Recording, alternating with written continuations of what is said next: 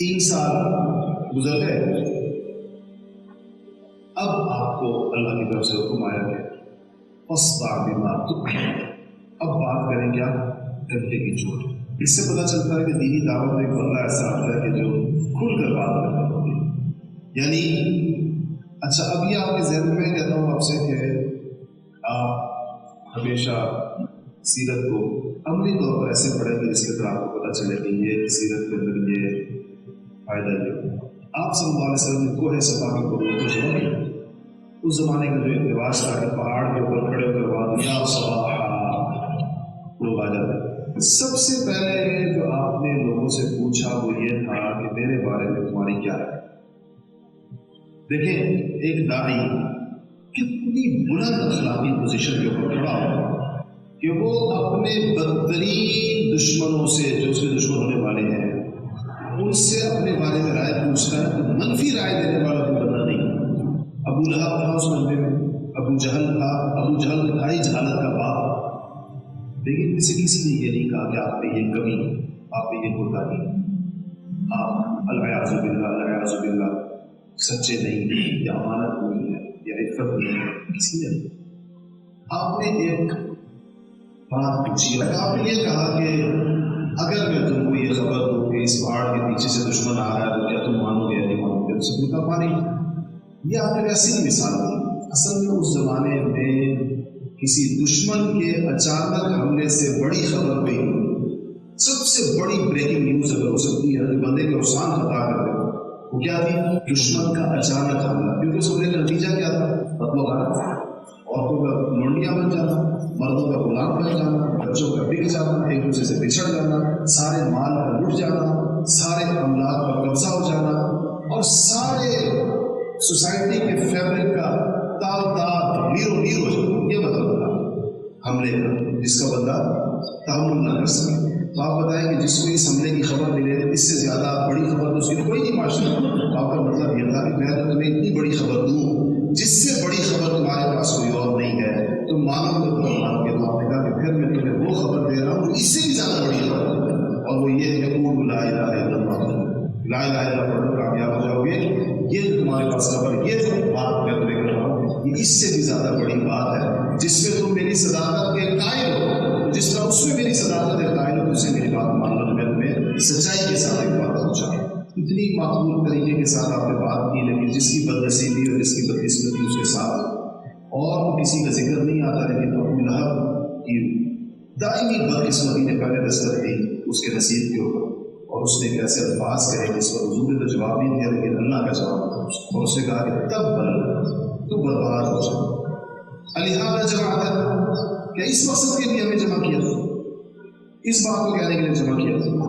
اس پر آپ صلی اللہ علیہ وسلم کی اخلاق کریم آنا کہ آپ اس کو جواب نہیں دیا، لیکن جبرائیل امین اللہ کا جواب دے کر پھر تبت یدا ابی لہب وتب، کہ برباد تو ابو لہب، اور وہ کیا بلکہ ہو گیا، اور پھر اس کی بیوی بھی اور سارا کچھ جنرل کا ایندھن نظر۔ اور یہ دیکھیں ابو لہب نے ایک دفعہ کہا تبت لک، اور اس کے جواب میں جو اللہ نے کہا اس کو کروڑوں مسلمان ہزاروں سالوں تک کھربوں دفعہ پڑھتے رہیں گے۔ تبت یدا ابی، جب بھی آپ پڑھیں گے تبت یدا ابی لہب وتب، آپ پھر گویا کہ ابو لہب بدوا دے۔ ایسا اللہ تعالیٰ نے جو اللہ کا جواب تھا، لیکن اگر حضور جواب دیتے تو ایک کے مقابلے میں ایک جواب ہو جاتا، اللہ کا جواب تو گویا کہ کھربوں بات ابو لہب کے اوپر جائے۔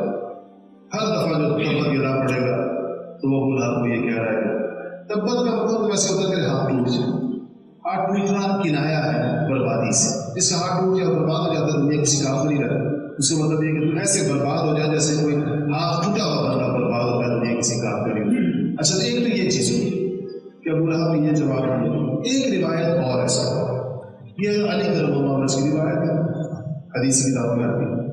اب یہ دونوں واقعات کتنے فاصلوں سے اس کا پتہ ہے۔ علی یہ فرماتے ہیں کہ جب آپ کو یہ آیت آئی فاصلہ بما تؤمر، کہ سب کو بلائیں اور سب کو اللہ کے پیغام پہنچائے، بدری کہتے ہیں کہ حضور صلی اللہ علیہ وسلم نے قریش کے بڑوں کی دعوت دی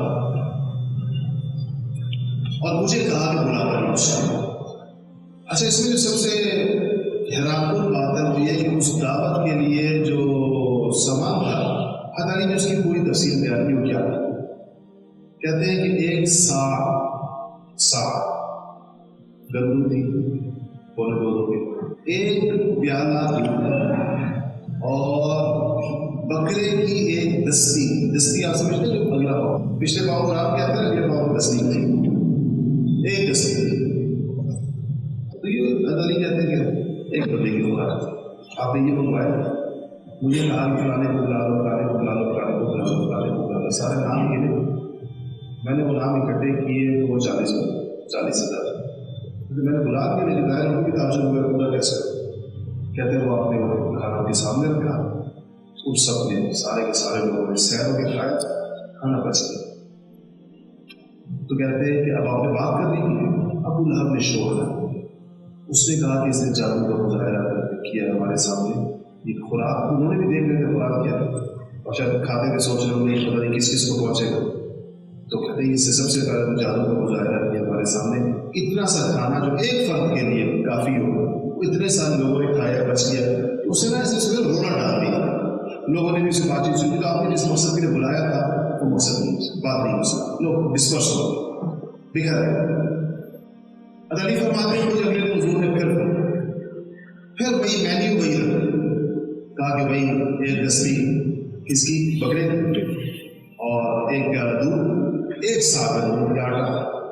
اور مجھے کہا پوری لوگوں کو دوبارہ کہا کہ میں انہوں بلا کر لایا. پھر انہوں نے کھانا کھایا، وہی سیروں کے کھانا کھایا، وہی پھر بچ گیا. آپ نے کہا میری بات سن لوگوں سے. کہا کہ میں تمہارے پاس وہ پیغام لے کر آیا ہوں. آج سے پہلے کسی شخص نے اپنی قوم کو اس سے قیمتی پیغام نہیں دیا. اس سے بڑا پیغام کوئی انسان اپنی قوم کے پاس، اپنے لوگوں کے پاس نہیں لے کر آیا جو میں تم لوگوں کے پاس لے کر آیا ہوں. اور وہ ہے قولوا لا الہ الا اللہ. لا الہ الا اللہ کیا ہو جاؤ گے. یہ اس پہلے دعوت کے اعلان کے اندر جو ہے وہ کیا تھا، یعنی اس کی دوسری روایت ہے. اس کو حدیث کتابوں میں، بہقی میں، ابو نعیم میں، اور ان کتابوں کے اندر اس کا تذکرہ ہو گیا، مسائل پورا بتایا گیا. اس کے بعد کیا ہوا؟ اس کے بعد ایک چیز تو یہ ہوئی کہ ابو لہب نے اس موقع پر پھر بدزبانی کی، اور پھر خالصتاً آپ کو تکلیف پہنچانے کے لیے اپنے گھر جا کر اپنے دونوں بیٹوں کو عتبہ اور عتیبہ کو حکم دیا کہ تم دونوں کے نکاح میں رسول اللہ کی جو 2 بیٹیاں ہیں رقیہ اور ام کلثوم دونوں کو طلاق ہے. رخصتی نہیں ہوئی، ابھی صرف نکاح ہو. اس طرح بعض اوقات بچپن میں نکاح ہو. تو ان دونوں نے، بدنصیبوں نے، رقیہ اور ام کلثوم کو رخصتی سے پہلے طلاق. یہ عمل صرف حضور کو تکلیف پہنچا. اس کے نتیجے میں بعد میں رقیہ اور ان کی وفات کے موقع بعد ام کلثوم نبی کریم صلی اللہ علیہ وسلم نے عثمان غنی کے نکاح میں تھی. سیرت نگار لکھتے ہیں کہ روئے زمین پر 1.25 لاکھ نبیوں میں سے یہ نرالا اعزاز صرف عثمان غنی کو حاصل ہے کہ ایک نبی کی 2 بیٹیاں کے نکاح میں. ان کے علاوہ کسی شخص کو یہ سعادت نہیں ملی کہ کوئی شخص کسی نبی کا دوہرا داماد بنا ہو سوائے عثمان غنی. تو خیر یہ دونوں بیویاں پاکیزہ صاحبزادیاں بنات النبی صلی اللہ علیہ وسلم عثمان کے نکاح کے اندر. تو یہ آپ دیکھیں یہ 2 ذوالنورین کے لائے عثمان. تو ابو لہب جیسا بدنصیب اس قابل کہا تھا کہ حضور کی 2 بیٹیاں اس کی بہویں بنتی، اس کے گھر کے اندر بہو بن. تو وہ تو اس کے تو یہ قسمت ہی نہیں تھی، یہ تو اس کے تو یہ نصیب ہی نہیں ہو سکتے.